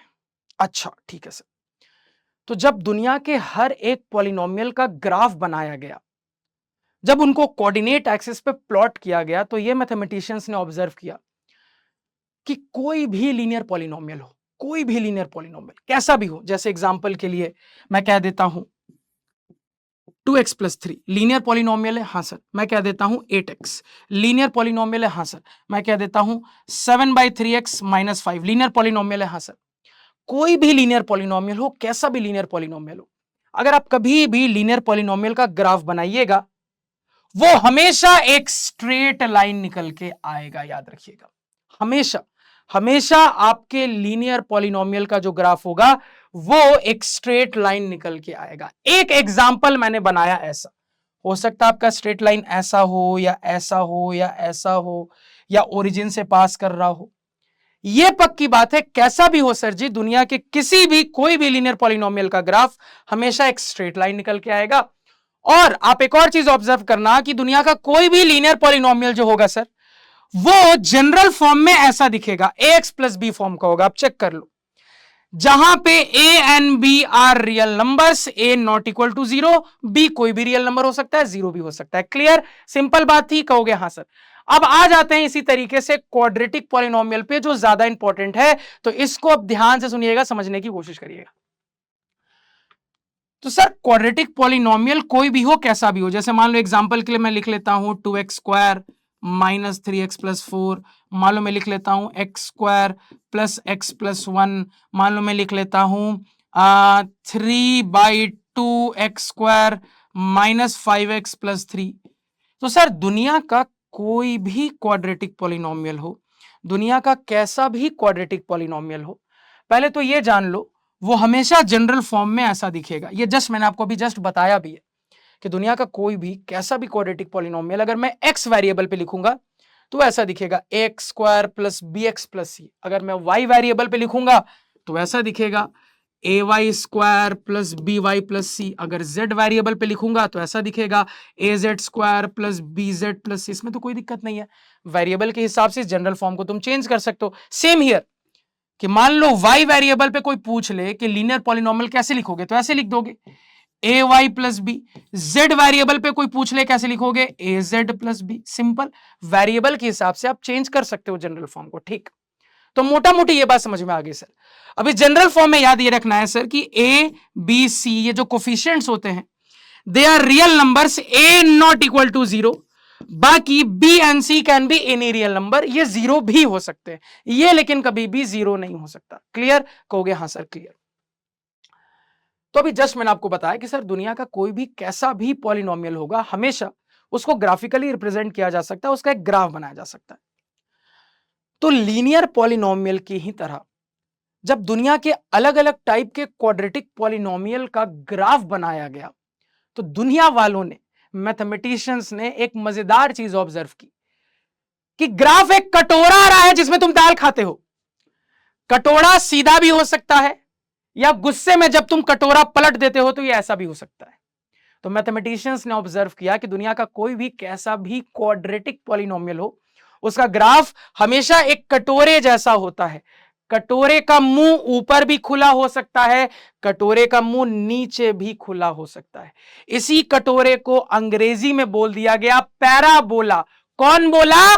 पैराबोला। कहोगे हाँ सर, बोलोगे हाँ सर। तो क्वाड्रेटिक पॉलिनोमियल का ग्राफ हमेशा एक पैराबोला होगा। अब वो पैराबोला अपवर्ड ओपनिंग, ऊपर मुंह खोलने वाला, या डाउनवर्ड ओपनिंग, नीचे मुंह खोलने वाला, दोनों ही हो सकता है। अब कब ऊपर मुंह खोलेगा, कब नीचे मुंह खोलेगा, यह तुरंत आपके मन में डाउट आएगा। इसका भी जवाब सुन लो कि भैया आप अपने जनरल फॉर्म में ऑब्जर्व करना, आप अपने गिवन क्वाड्रेटिक पॉलिनोमियल को ऑब्जर्व करना कि जो उसके वेरिएबल स्क्वायर वाले टर्म का कोफिशिएंट है ना, वो क्या है। तो जो भी वेरिएबल स्क्वायर वाले टर्म का कोफिशिएंट है, जैसे यहां पे वेरिएबल x है, तो x स्क्वायर वाले टर्म का कोफिशिएंट है, उसका साइन देखना है, बस सिर्फ साइन और कुछ नहीं। अगर ये साइन पॉजिटिव है, ग्रेटर देन 0 है, तो कटोरे का मुंह, पैराबोला का मुंह ऊपर मुला खुला होगा, अपवर्ड ओपनिंग होगा। यानी कि सर अगर a पॉजिटिव होगा, a ग्रेटर देन 0 होगा, तो अपवर्ड ओपनिंग पैराबोला होगा। और अगर आपको दिख रहा है सर जी कि ये जो साइन है, ये साइन नेगेटिव है, तो इस सिचुएशन में पैराबोला डाउनवर्ड ओपनिंग पैराबोला होगा, मेरे कटोरे का मुंह नीचे की तरफ होगा। यानी कि सर इस सिचुएशन के लिए हमारा जो ए है लेस देन 0। यानी कि इसको एक एग्जांपल से बताऊं मैं, तो जैसे मान लो ये 3 क्वाड्रेटिक पॉलिनोमियल है, यहां पे ये ए है, हाँ सर, यहां पे ए क्या है, कुछ नहीं है, मतलब 1 लगा है, यानी A1 है, हाँ सर। यहां पे ए मान लो क्या हो गया, -3/2, हाँ सर। तो मैंने क्या कहा, आपको सिर्फ ए का साइन देखना है, नंबर से मतलब नहीं है, ए का साइन देखना है। 2 का मतलब क्या हो गया, साइन क्या है, प्लस, तो यहां पे ए क्या है, पॉजिटिव है सर जी, ग्रेटर देन 0, तो कटोरे का मुंह ऊपर खुला होगा। यहां पे अगेन ए क्या हो गया, +1, सिर्फ साइन पे बात करते हैं सर, +1 मतलब प्लस, यानी ए पॉजिटिव है, यहां पे भी ए पॉजिटिव है, यानी कटोरे का मुंह ऊपर खुला होगा। यहां पे ए क्या है सर, -3/2 है, यानी ए नेगेटिव है, ए लेस देन 0 है, तो कटोरे का मुंह नीचे खुला होगा। हाँ सर, एग्जाम्पल के साथ ये भी समझ गए, ये भी सीख गए। अब मेरी बात को एक और ध्यान से सुनिएगा, कभी भी जब आप क्वाड्रेटिक पॉलिनोमियल के जीरोस निकालोगे ना, तो आप ऑब्जर्व करोगे कि जीरोस के ना 3 केस बनते हैं। या तो ये हो सकता है कि आपके जो 2 जीरोस आ रहे हैं वो रियल नंबर हो, दोनों डिफरेंट डिफरेंट हो, तो इस केस को कह देते हैं रियल एंड डिस्टिंक्ट। या तो ये हो सकता है कि आपके जो 2 जीरोस आ रहे दोनों जीरो सेम टू सेम हो, तो इसको हम कह देते हैं इक्वल जीरोस, या फिर कह लो रियल एंड इक्वल जीरोस। क्योंकि इस सिचुएशन में भी आपके जो जीरोस आते हैं सर जी वो रियल ही आते हैं, तो या तो इक्वल जीरोस कह लो या रियल एंड इक्वल कह लो, एक ही बात है। फाइनल सिचुएशन कि आपके जो 2 जीरोस आएंगे ना वो रियल नंबर होंगे ही नहीं, वो बड़े ऊटपटांग टाइप के नंबर होंगे। यानी कि कुछ इस टाइप के नंबर आपको मिलेंगे, कुछ इस टाइप के नंबर आपको मिलेंगे, तुम कहोगे हाय ऐसा भी होता है सर, रूट के अंदर नेगेटिव आ जाए। हाँ, इन टाइप के नंबर्स को हम इमेजिनरी नंबर या कॉम्प्लेक्स नंबर कहते हैं, 11th में डिटेल में पढ़ोगे, फिलहाल इतना काफी है। इस टाइप के नंबर सर रियल नंबर नहीं कहलाते। तो सर एक और ऐसी सिचुएशन भी हो सकती है कि आपके क्वाड्रेटिक पॉलिनोमियल के जब आप जीरोस पता करो तो आपको दिखे कि क्वाड्रेटिक पॉलिनोमियल की इस टाइप के जीरोस आ रहे हैं जो कि रियल नंबर नहीं है। तो इसलिए हम क्या कह देते हैं कि जो दोनों जीरोस है दोनों रियल नहीं है, जो दोनों जीरोस है दोनों रियल नहीं है, तो इसी केस को कहते हैं नो रियल जीरोस। कहोगे हाँ सर। अब मैथमेटिशियंस ने एक और मजेदार बात ऑब्जर्व की कि ये अलग अलग 2 जीरोस की सिचुएशन में ना जो कटोरा बनता है वो भी अलग अलग टाइप का बनता है।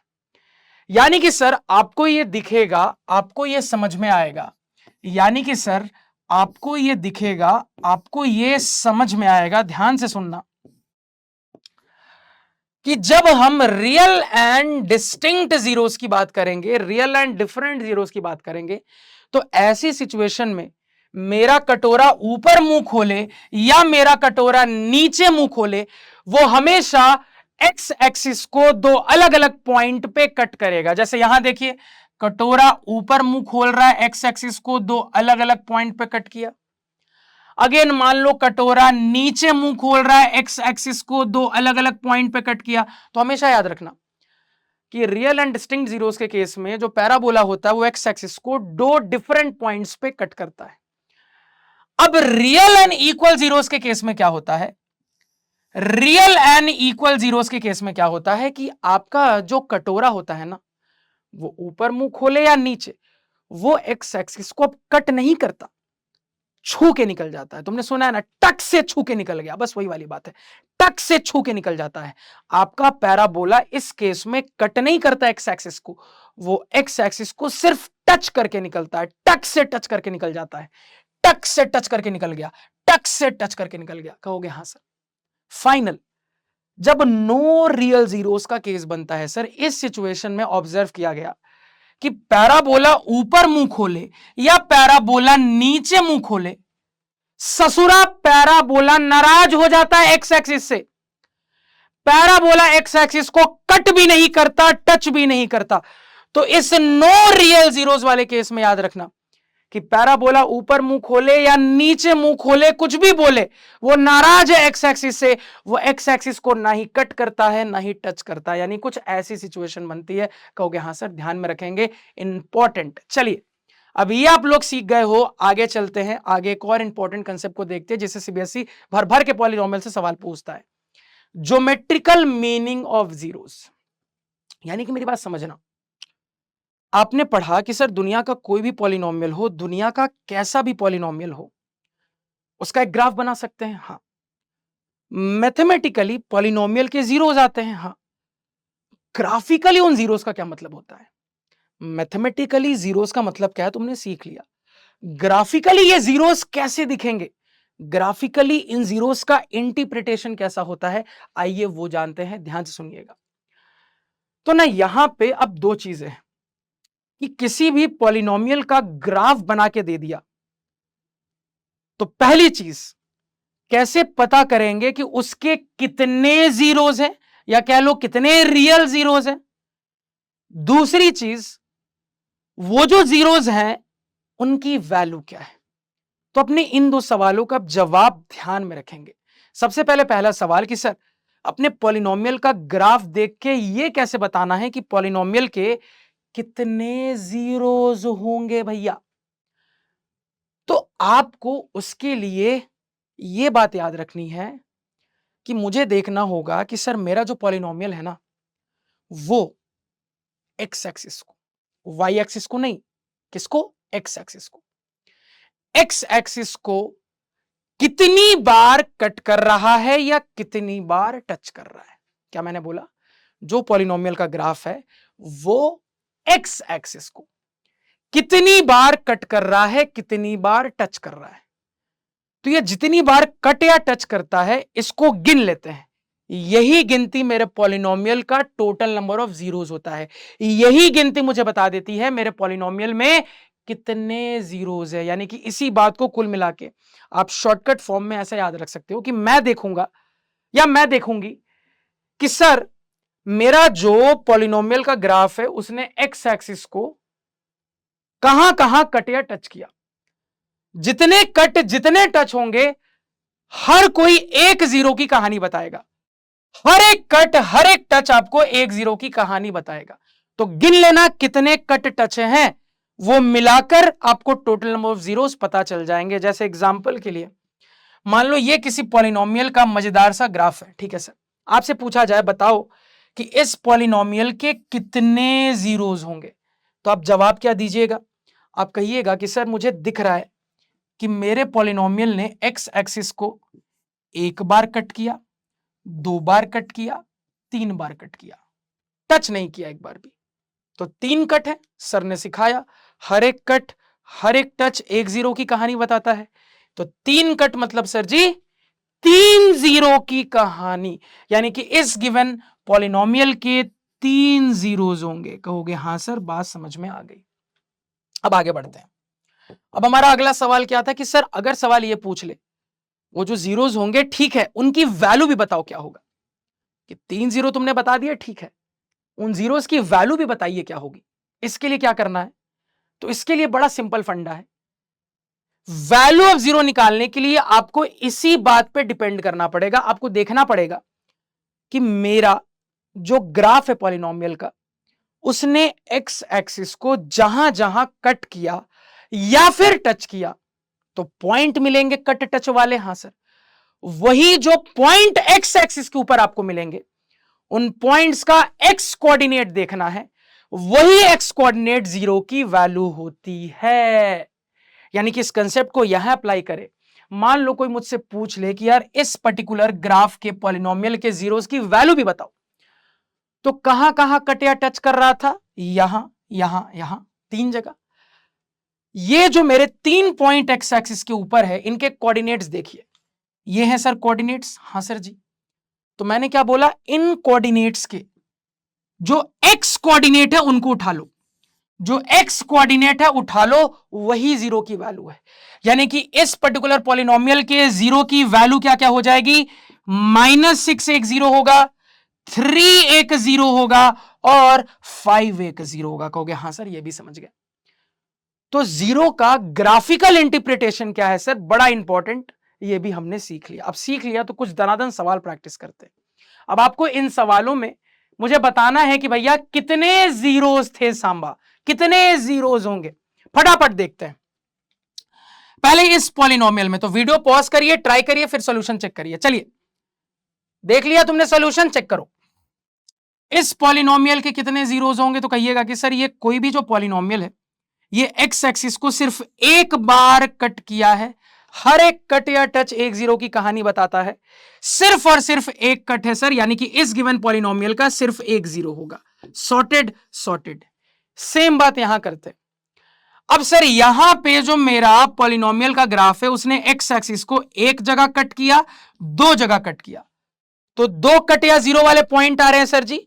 तो दो कट मतलब दो जीरो कहोगे। हाँ सर, तो इस पॉलिनोमियल के कितने जीरोस होंगे? दो जीरोस होंगे। चलिए आगे बढ़ते हैं, इन सवालों को ट्राई करो। अगेन क्या कहिएगा कि सर मेरे पॉलिनोमियल के ग्राफ ने एक्स एक्सिस को एक बार, सिर्फ एक बार कट किया। तो कितने जीरोस होंगे सर? सिर्फ एक जीरो होगा, सिर्फ एक जीरो होगा। अगेन यहां देखिए सर मेरे पॉलिनोमियल के ग्राफ ने एक्स एक्सिस को सिर्फ एक बार टच किया। और मैंने आपको क्या सिखाया? कट हो या टच, वो आपको एक जीरो की कहानी बताएगा।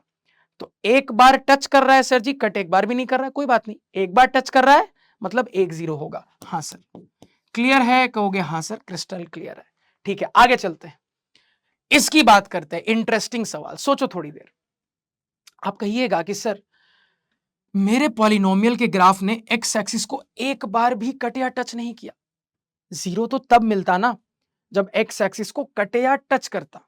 जितनी बार कट या टच करता उतने जीरो मिलते। जब एक बार भी एक्स एक्सिस को ग्राफ ने कट या टच नहीं किया मतलब एक भी जीरो नहीं मिलेगा। हाँ सर, यानी कि इस पॉलिनोमियल के लिए कहेंगे भैया जीरो जीरोस, इसका एक भी जीरो नहीं होगा।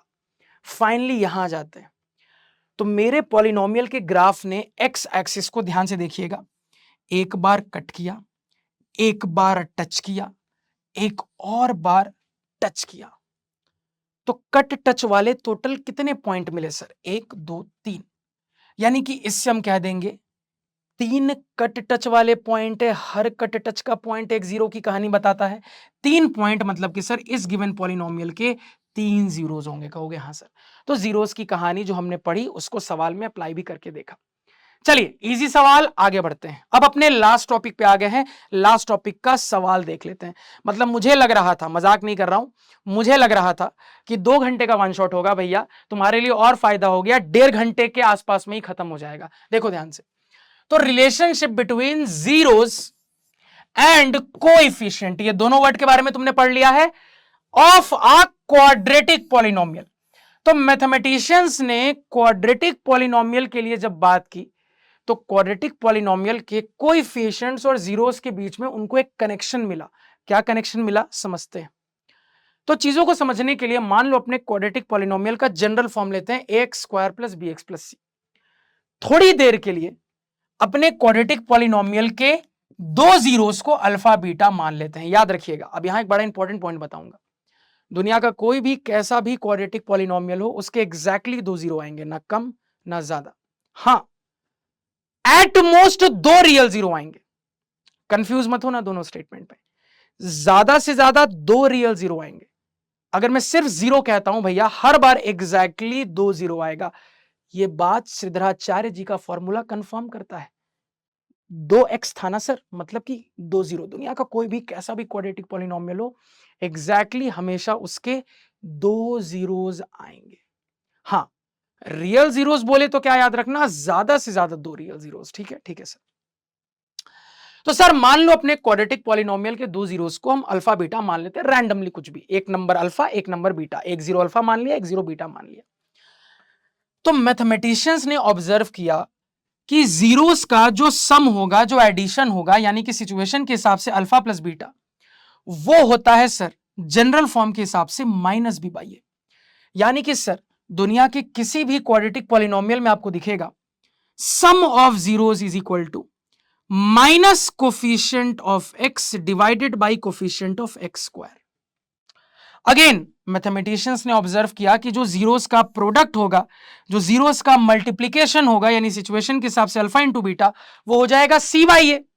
यानी कि सर दुनिया के कोई भी किसी भी क्वाड्रेटिक पॉलिनोमियल के लिए product of zeros is equal to क्या हो जाएगा, constant term divided by coefficient of x square, या फिर कह लो x की पावर 0 वाले टर्म का coefficient divided by x square वाले टर्म का कोफिशिएंट का हो गया। हाँ सर, यानी कि सिंपल भाषा में याद रखते हैं, अल्फा प्लस बीटा बराबर minus B by a, alpha into beta बराबर सी बाई ए। क्लियर है? कहोगे हाँ सर क्रिस्टल क्लियर है।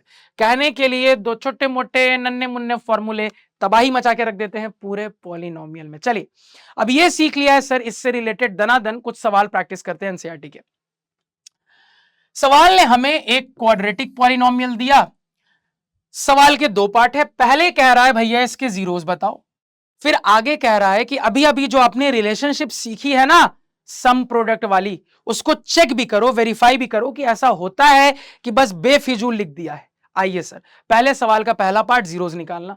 जीरोस निकालना तुमको मैंने सिखाया है, एग्जाम में किसी भी मेथड से बना सकते हो। मान लो हम splitting the term method factorisation से फटाफट बना लेते हैं। तो मैंने क्या सिखाया था सर, कभी भी पॉलिनोमियल के जीरोस निकालने हो तो सबसे पहले अपने पॉलिनोमियल को जीरो से इक्वेट करो। तो पॉलिनोमियल है x square plus 7x plus 10, इसको किया जीरो से इक्वेट। अब इसी का जो सोल्यूशन आएगा वो मेरे पॉलिनोमियल का जीरोस हो जाएगा। चलिए सोल्यूशन निकालते हैं। तो कंसेप्ट पता है? हाँ सर, कोफिशिएंट्स का प्रोडक्ट 10 इंटू 1 10 हो गया। 10 को अगर मैं दो नंबर्स के प्रोडक्ट में तोड़ूं सर जी, तो मैं इसको 10 इंटू 1 भी लिख सकता हूं। हाँ सर, मैं इसको 2 इंटू 5 भी लिख सकता हूं। हाँ सर, और कोई तरीका नहीं है सर। अब किस कॉम्बिनेशन से मिडिल टर्म 7 आ जाएगा? तो आपकी खोपड़ी चल रही है सर, 2 और 5 से आ जाएगा। यानी इसको मैं अगर सही तरीके से लिखूं सर, तो मैं लिख लूंगा, ध्यान से देखिएगा, x square plus 5x plus 2x, sign को ध्यान रखते हुए। हाँ sir, x square plus 5x plus 2x आ गया 7x प्लस 10 बराबर 0। अब आपको पता है सर पेयरिंग करनी है, शुरू के दो आखिरी के दो, और कॉमन होगा। कहानी क्वाड्रेटिक पॉलिनोमियल की दो लीनियर पॉलिनोमियल के प्रोडक्ट में चेंज हो जाएगी और फिर आंसर आ जाएगा। तो यहां से दिख रहा है सर x कॉमन बचेगा x प्लस 5, यहां से दिख रहा है सर 2 कॉमन बचेगा x प्लस 5 बराबर 0, यानी दोनों में ये वाला पार्ट कॉमन है सर जी। तो यहां से ओवरऑल कॉमन वाली चीज को हमने कॉमन निकाल लिया, यहां से बचा x, यहां से बचा प्लस 2 बराबर 0। अब आपको पता है क्या करना है सर जी, हमने अपने क्वाड्रेटिक पॉलिनोमियल को लीनियर पॉलिनोमियल के प्रोडक्ट में चेंज कर दिया। इसको भी 0 से इक्वेट करेंगे, इसको भी करेंगे, इसको करेंगे तो ये हो जाएगा x प्लस 5 बराबर 0, इसको करेंगे हो जाएगा x प्लस 2 बराबर 0, यानी कि सर जी यहां से आ जाएगा x बराबर -5, यहां से आ जाएगा x बराबर -2। यानी कि सर मेरे इस पर्टिकुलर इक्वेशन के दो सॉल्यूशन आए हैं और यही अल्टीमेटली मेरे इस क्वाड्रेटिक पॉलिनोमियल के दो जीरोस हैं। तो सर हमारे क्वाड्रेटिक पॉलिनोमियल के दो जीरोस क्या क्या आ रहे हैं? -5 एंड -2। क्लियर? Clear sir. अब सवाल का अगला पार्ट, रिलेशनशिप वेरीफाई करना है। ये जो सम प्रोडक्ट की कहानी पड़ी, ये झूठी है कि सच्ची है? आइए वेरीफाई करते हैं, ध्यान दीजिएगा। तो सर इसको अगर मैं standard form of quadratic polynomial जो कि होता है ax square plus bx plus C से कंपेयर करूं, तो ABC आपको क्या दिख रहा है? फटाफट कहिएगा सर। A दिख रहा है यहां से 1, कुछ नहीं है मतलब 1 अटैच्ड है, कहोगे हाँ सर। B दिख रहा है सर 7, हमेशा साइन के साथ बताते हैं, ध्यान रखिएगा। C दिख रहा है सर 10। क्लियर है? ABC पता चल गया। अब आपने सम के लिए क्या जाना था? सम ऑफ जीरोस। तो सर जीरोस आपके सामने है, ऐड कर दो, सम आ जाएगा। -5 -2 कर दो, ऐड, सम आ जाएगा। कितना आ जाएगा सर ऐड करके? तो -5 प्लस माइनस -2 -7। तो सम ऑफ जीरोस कितना आ रहा है सर? -7। अब ये इक्वल किसके होना चाहिए? अभी जो आपने पढ़ा है कंसेप्ट, उसके हिसाब से कहिएगा सर -b/a की इक्वल होना चाहिए। देख लेते हैं, -b/a की इक्वल होना चाहिए सर, देख लेते हैं। तो -b का मतलब क्या हो गया? -7 बाई a का मतलब क्या हो गया? 1। तो -7 बाई 1 का मतलब -7। LHS RHS इक्वल है? हाँ सर। सम वाली बात तो थम्स अप, वेरीफाई हो गई। अब वेरीफाई करते हैं प्रोडक्ट वाली बात को, फिर से ध्यान से यहां पे सुनना। प्रोडक्ट ऑफ जीरोस P से रिप्रेजेंट कर लेते हैं। जीरोस आपके सामने है, प्रोडक्ट कर लो, कहोगे हाँ सर। -5 है, -2 है, इनका प्रोडक्ट, इनका मल्टीप्लीकेशन करना है, कितना हो जाएगा? Minus minus plus, 5 2 10। तो प्रोडक्ट ऑफ जीरोस आ गया 10। होता क्या है सर प्रोडक्ट? हमने अभी जस्ट सेंसई से पढ़ा है C/A, मैच करके देखते हैं। C कितना है सर? 10 डिवाइडेड बाई A कितना है सर? 1। 10 बाई 1 का मतलब 10 होगा। हाँ सर, देखो LHS RHS मैच हो गया। तो इसी चीज को बस आपको कैसे लिख लेना है? Equation 1, equation 2, we clearly observe that 1 बराबर 2, LHS बराबर RHS, hence we see that sum of zeros बराबर माइनस बी बाई ए, और यही कहानी प्रोडक्ट ऑफ जीरोस के लिए भी लिख लेनी है कि प्रोडक्ट ऑफ जीरोस बराबर सी बाई ए। फटाफट नोट डाउन कर लीजिए। चलिए अब इसी टाइप का एक और सवाल बनाते हैं, अब ध्यान से सुनिएगा। अगेन वही सेम काम यहां पे भी करना है, ये आपका क्वाड्रेटिक पॉलिनोमियल है। अब देखो मजेदार चीज ये है ना कि जरूरी नहीं है ना कि थाली में खाना परोस के ही मम्मी दे दे। कई बार मम्मी कहती है कि भैया जाओ तुम खुद से थाली में खाना ले लो, वही वाली चीज है कि आपको कुछ इंटरेस्टिंग दिख रहा है। हाँ सर, सर ये अभी ना क्वाड्रेटिक पॉलिनोमियल के फॉर्मेट में standard format of quadratic polynomial क्या होता है सर? तो standard format of quadratic polynomial, general format of quadratic polynomial होता है sir ax square plus B X plus C. यानी इस फॉर्मेट के हिसाब से पहले एक्स स्क्वायर वाला टर्म आएगा, फिर एक्स वाला टर्म आएगा, फिर कांस्टेंट टर्म आएगा। इस फॉर्मेट में ये सेट नहीं है। तो ऐसा कई बार हो सकता है एग्जाम में कि आपको ना एकदम थाली में खाना परोस के नहीं दिया जाए, मम्मी कहेगी जाओ खुद से खाना निकालो, आपको खुद से ये एडजस्टमेंट करनी पड़ेगी। पहले एडजस्टमेंट करेंगे सिचुएशन में, फिर बनाएंगे। तो अगर मैं एडजस्टमेंट करूंगा सर जी, तो ये क्या हो जाएगा? ये हो जाएगा 6x square minus 7x minus 3, यही एडजस्टमेंट होगा। हाँ सर, दिख रहा है सिचुएशन के हिसाब से पहले एक्स स्क्वायर वाला टर्म, फिर एक्स वाला टर्म, फिर कांस्टेंट टर्म। ठीक ठीक है सर। यानी कि अब सेम प्रोसीजर अप्लाई करना है। तो सबसे पहले क्या करेंगे, अपने क्वाड्रेटिक पॉलिनोमियल को जीरो से इक्वेट करेंगे जिससे वो एक इक्वेशन में तब्दील हो जाए, फिर उसका सोल्यूशन निकालेंगे। रूल अब डायरेक्टली लगाते हैं, इसको भी मान लो स्प्लिटिंग ऑफ टर्म से इजीली बना लेते हैं। 6 3 जा 18, 18 को कैसे तोड़ोगे 7 आ जाए? तो सर 9 2 जा 18, 9 2 से 7 आ जाएगा, 9 और 2 साइन को ध्यान में रखते हुए माइनस 9x प्लस 2x कहोगे? हाँ सर। माइनस 3 बराबर 0। तो अब अगर मैं यहां पे पेयरिंग कर लूं तो क्या दिख रहा है सर जी? यहां से 3 कॉमन, x कॉमन, कितना हो गया? 2x बचा, माइनस 3, यहां पे कुछ नहीं है मतलब सिंपली सर जी 2x माइनस 3 बराबर 0। अब ये दोनों जगह है सर जी, ओवरऑल कॉमन निकाला जा सकता है। 2x माइनस 3, यहां से क्या बच गया? 3x, यहां से क्या बच गया? कुछ नहीं है मतलब प्लस 1 है, बराबर 0। यानी इसको 0 से इक्वेट करेंगे, इसको 0 से इक्वेट करेंगे, कहोगे हाँ सर। तो 2x माइनस 3 बराबर 0, और यहां से लिखेंगे 3x प्लस 1 बराबर 0। यहां से आ जाएगा x बराबर 3/2, यहां से आ जाएगा x बराबर माइनस 1/3, कहोगे हाँ सर। तो ये जो मेरे इक्वेशन का दो सॉल्यूशन आया है, यही एक्चुअली में मेरे इस गिवन क्वाड्रेटिक पॉलिनोमियल के दो जीरोस हैं, कहोगे हाँ सर। तो इस क्वाड्रेटिक पॉलिनोमियल के आपके दो जीरोस क्या निकल के आ रहे हैं सर? तो 3/2 एक आ रहा है, एक और क्या आ रहा है सर जी? माइनस 1/3। क्लियर, कहोगे क्रिस्टल क्लियर। अब फिर से यहां पे भी वो वाली चीज रिलेशनशिप को वेरीफाई कर लेते हैं। तो सबसे पहले सम ऑफ जीरोस क्या हो जाएगा? तो जीरोस ये रहे सर, 3/2 है, माइनस 1/3 है, इनको ऐड कर लो यार। तो 3/2 प्लस माइनस 1/3, तो अपने दो जीरोस को ऐड कर लिया। कितना आएगा? सिंप्लीफाई करिए, 3/2 प्लस माइनस माइनस 1/3, तो 3 2 एलसीएम हो गया 6। तो कहिएगा सर 2 3 जा 3 3 जा 9 माइनस 3 2 जा 2 1 जा 2, यानी कितना आ रहा है? 7/6। तो सर ये तो एस आ गया, सम ऑफ जीरोस किसके बराबर आना चाहिए? Minus B by A. Minus B by A क्या है चेक कर लेते हैं। तो अगर मैं माइनस बी बाई ए को चेक करूंगा सर जी, तो देखो इसको स्टैंडर्ड फॉर्म से कंपेयर करके एबीसी क्या दिख रहा है? तो दिख रहा है सर ए है 6, दिख रहा है सर बी है -7, दिख रहा है सर सी कोफिशिएंट है -3। तो यहां पुट करेंगे माइनस बी बाई ए, तो माइनस बी का मतलब हो गया माइनस ऑफ -7, यानी कि 7 डिवाइडेड बाई ए का मतलब हो गया 6। तो माइनस बी बाई ए आ रहा है 7/6। एलएचएस बराबर आरएचएस हो रहा है? हाँ सर हो रहा है। तो सम ऑफ जीरोस बराबर माइनस बी बाई ए। इसी तरीके से प्रोडक्ट ऑफ जीरोस की कहानी देख लेते हैं। तो इसी तरीके से प्रोडक्ट ऑफ जीरोस क्या कह देंगे, क्या बोल देंगे? तो आप कहिएगा कि सर प्रोडक्ट ऑफ जीरोस यानी कि इनका मल्टीप्लीकेशन, यानी कि सर 3/2 माइनस 1/3, इनको मल्टीप्लाई कर देना है। मल्टीप्लाई करेंगे सर, 3 से 3 कट गया, क्या बच रहा है? -1/2। तो प्रोडक्ट ऑफ जीरोस कितना आ रहा है सर जी? -1/2। अभी ये किसकी इक्वल आना चाहिए? सी बाई ए चेकआउट करते हैं। तो अगर हम यहां पे सी बाई ए निकालें सर जी, तो सी का मतलब हो गया -3 डिवाइडेड बाई ए का मतलब क्या हो गया सर? 6। तो अगर मैं इसको फर्दर सिंप्लीफाई करूं सर, 3 2 जा 6, कितना आ रहा है? -1/2। एलएचएस आरएचएस बराबर हुआ? हाँ सर हो गया। यहां पे भी हमने वेरीफाई कर लिया। फटाफट नोट डाउन कर लीजिए। चलिए अब एकदम लास्ट टॉपिक पे आ जाते हैं, जिसके बाद 2 सवाल के बाद हमारा लेक्चर कंप्लीट हो जाएगा, हमारा वन शॉट तगड़े तरीके से खत्म हो जाएगा।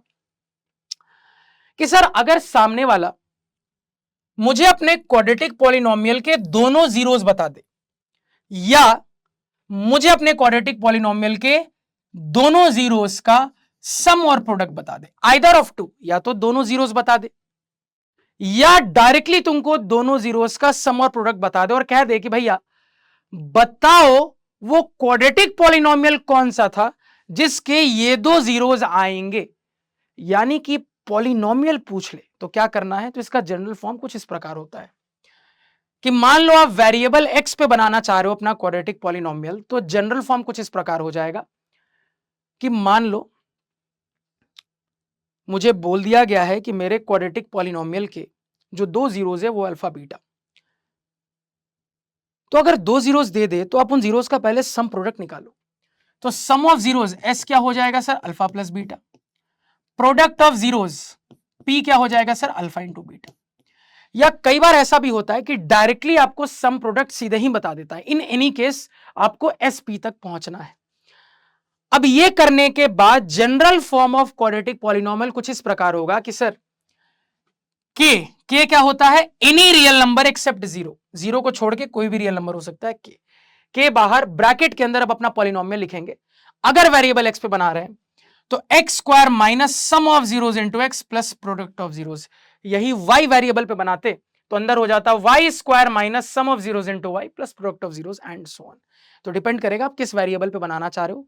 सवाल अगर वेरिएबल ना बनाए, सवाल अगर आपको वेरिएबल ना बताए तो आप बाय डिफॉल्ट वेरिएबल x मान के बना लेना। ठीक है सर, चलिए आगे चलते हैं। यानी कि बस इस फॉर्मेट पे सेट कर देना है, आपका जनरल फॉर्म आ जाएगा। तो general form of quadratic polynomial पूछे तो ये बताओगे। अगर मान लो कहे कि ये जीरोस वाला कोई एक क्वाड्रेटिक पॉलिनोमियल बताओ, तो जब कोई एक पूछे ना तो मेरी बात याद रखना कि k जीरो को छोड़ के कोई भी रियल नंबर हो सकता है। यानी कि अगर आप k की वैल्यू 1 रखिएगा एक क्वाड्रेटिक पॉलिनोमियल वैसा आएगा, 2 रखिएगा एक और आएगा, 3 रखिएगा एक और आएगा, -1/2 रखिएगा एक और आएगा, 5/2 रखिएगा एक और आएगा, 1/3 रखिएगा एक और आएगा, क्योंकि भैया k can be any real number except zero. यानी कि आपको एक और चीज यहां समझनी पड़ेगी और याद रखनी रहेगी भी कि सर दो जीरोस की कहानी लाने वाले दुनिया में अनगिनत क्वाड्रेटिक पॉलिनोमियल हो सकते हैं, इसलिए हम जनरल फॉर्म लिखते हैं। अब उन अनगिनत क्वाड्रेटिक पॉलिनोमियल से कोई एक आपको निकालना है, उन अनगिनत क्वाड्रेटिक पॉलिनोमियल से कोई एक आपको बताना है। तो कोई एक बताने के लिए k की जगह पे जीरो को छोड़ के कोई एक रियल नंबर रख दो, क्लियर है। ठीक है, जनरली सीबीएसई के सैंपल आंसर कॉपी के हिसाब से बात करें तो अगर एक वाला केस होता है ना तो CBSE generally k is equal to 1 रख के अपना आंसर बताता है। ये बस याद रखना और आप भी यही आदत बना के रखना कि अगर कोई एक पूछे तो आप k की वैल्यू 1 रख के अपना आंसर बताइएगा। ठीक है सर, ये सभी लोग सीख गए। अब इसको सवालों में अप्लाई करके देखते हैं, फटाफट ध्यान से सुनिएगा। जैसे सवाल कह रहा है find a quadratic polynomial the sum and product of whose zeros are -3 and 2 respectively. तो रेस्पेक्टिवली का लॉजिक लगाएंगे तो पहले सम आया नंबर 1, फिर प्रोडक्ट आया नंबर 2, फिर ये नंबर आया नंबर 1 नंबर 2, तो 1 का कॉम्बो 1 के साथ, 2 का कॉम्बो 2 के साथ। यानी इनडायरेक्टली आपको रेस्पेक्टिवली से क्लियर है कि सर सम ऑफ जीरोस मुझे गिवन है -3, प्रोडक्ट ऑफ जीरोस मुझे गिवन है 2। अब एस और पी आपको यहां बता दिया है। क्या क्वाड्रेटिक पॉलिनोमियल फ्रेम नहीं कर सकते? कर सकते सर, विजय सीखा है। जनरल फॉर्म निकालना है कि कोई एक, तो देखो फाइंड अ कह रहा है, तो अ का मतलब क्या होता है? कोई एक। इतनी अंग्रेजी तो पढ़ी है ना तुमने, कहोगे हाँ सर। फाइंड अ कह रहा है यानी कोई एक बताना है। ठीक है, तो पहले जनरल फॉर्म लिखेंगे फिर एक निकालेंगे। तो जनरल फॉर्म कुछ ऐसा होता है सर, k इंटू वेरिएबल बताया नहीं बताया, मैंने क्या बोला था, वेरिएबल ना बताया तो तुम x पे बना दो। यानी कि सर यहां x पे बनाएंगे तो हम लिख लेंगे x square minus sum of zeros into x plus product of zeros. बस यहां पे पुट कर देते हैं। तो एसपी डायरेक्टली दे दिया है सर, मेहनत बच गई, सीधे पुटिंग करनी है। तो k into x square minus S कितना दिया है -3, तो -3 इंटू एक्स प्लस प्रोडक्ट कितना दिया है 2। यानी थोड़ा और सिंप्लीफाई करके लिखें सर जी, तो यहां पे हम लिखेंगे x square minus minus plus 3x plus 2। और ये जरूर लिखिएगा जनरल फॉर्म लिखने के बाद, k is any real number except zero, k is any real number except zero. ये हमेशा जनरल फॉर्म लिखने के बाद लास्ट की तरफ लिखिएगा। अब ये तो जनरल फॉर्म हो गया सर, हमसे जनरल फॉर्म नहीं पूछा था, हमसे कोई एक पूछा था, तो अब कोई एक निकाल सकते हैं। तो मैंने आपको क्या बोला, के को जीरो को छोड़ के कोई भी रियल नंबर डालोगे, कोई एक पॉलिनोमियल आ जाएगा आपके पास। जनरली सीबीएसई क्या करता है, के इज इक्वल टू 1 पे अपनी सैंपल आंसर कॉपी में आंसर लिखता है, तो आप भी के इज इक्वल टू 1 की आदत रखिए। तो क्या करेंगे सर, के इज इक्वल टू 1 पे निकालने जाए तो के को 1 पुट करोगे तो क्या हो जाएगा सर, 1 इंटू समथिंग, यानी कुल मिला के आ जाएगा x square plus 3x plus 2, यानी आपका आंसर आ चुका है। ये वो एक अनगिनत में से क्वाड्रेटिक पॉलिनोमियल है जिसके जो दो जीरोस आएंगे उनका सम प्रोडक्ट ऐसा निकल के आएगा। इजी, फटाफट नोट डाउन करिए। अब इसी टाइप का एक और सवाल कर लेते हैं सर जी, जिसके बाद हमारा वन शॉट समाप्त हो जाएगा, इनफैक्ट 1.5 घंटे से भी कम में। देखो ध्यान से, फाइंड अ क्वाड्रेटिक पॉलिनोमियल, देखो फिर से अ कह रहा है, यानी कि कुल मिला के कोई एक ऐसा क्वाड्रेटिक पॉलिनोमियल बताना है, each with given numbers as the sum and product of its zeros respectively। फिर respectively की कहानी है, नंबर 1 नंबर 2, यहां जाके ये नंबर 1 ये नंबर 2, तो 1 का कॉम्बो 1 के साथ, 2 का कॉम्बो 2 के साथ, सम ऑफ जीरोस क्या दिया है यार, 0, प्रोडक्ट ऑफ जीरोस क्या दिया है सर, √5। ठीक है सर, यहां पे भी एसपी की कहानी डायरेक्टली दे दी, फटाफट फॉर्मूले में पुट करो। तो पहले जनरल फॉर्म लिखेंगे, तो जनरल फॉर्म क्या हो जाएगा, आप कहिएगा कि सर जनरल फॉर्म हो जाएगा k इंटू, अगेन वेरिएबल नहीं बताया, बाय डिफॉल्ट x मानेंगे, x square minus sum of zeros into x plus product of zeros, कहोगे हाँ सर, तो k into x square minus सम कितना है 0, तो 0 इंटू एक्स प्लस प्रोडक्ट कितना है √5, कहोगे हाँ सर जी। यानी इसको अच्छे से सिंप्लीफाई करें सर, तो k into x square, 0x का मतलब क्या हो गया, 0 को किसी चीज से मल्टीप्लाई करोगे 0 हो जाएगा, ये पूरी चीज 0 बन गई। अब 0 को लिखने का तो कोई मतलब है नहीं, डायरेक्टली मतलब सर ये लिखेंगे प्लस √5, वेयर अगेन जो सिखाया है, k is any real number except 0, except 0, where k is any real number except 0, k is any real number except 0। अब जनरल फॉर्म लिखने के बाद आपको फाइनली अपना कोई एक बता देना है, और सीबीएसई के हिसाब से चले तो k इज इक्वल टू 1 पे निकालेंगे सर जी, तो k 1 डालोगे तो ultimately 1 into anything is anything, यानी कि सर ये आ जाएगा एक्स स्क्वायर प्लस √5, यानी कि ये उन अनगिनत क्वाड्रेटिक पॉलिनोमियल में से कोई एक ऐसा क्वाड्रेटिक पॉलिनोमियल है जिसके जो दो जीरोस आएंगे उनका सम ही आएगा, प्रोडक्ट ही आएगा, कहानी खत्म, पैसा हजम। कहोगे हाँ सर, बोलोगे हाँ सर जी, क्लियर है, कहोगे हाँ सर क्रिस्टल क्लियर है। तो इसके साथ हमारा जो वन शॉट है यार वो होता है कंप्लीट। तो 1.5 घंटे से भी कम टाइम में हमने फटाफट तरीके से और एकदम डिटेल में आराम आराम से अपने चैप्टर की सारी इंपॉर्टेंट चीजें रिवाइज कर ली और अपने एग्जाम के 5 और मार्क्स पक्के कर लिए। अब अगला वन शॉट अगले चैप्टर का फिर से नेक्स्ट वीक में आएगा, रेडी रहिएगा। तब तक के लिए मेरे सारे प्यारे प्यारे निंजास को टाटा बाय बाय सायोनारा।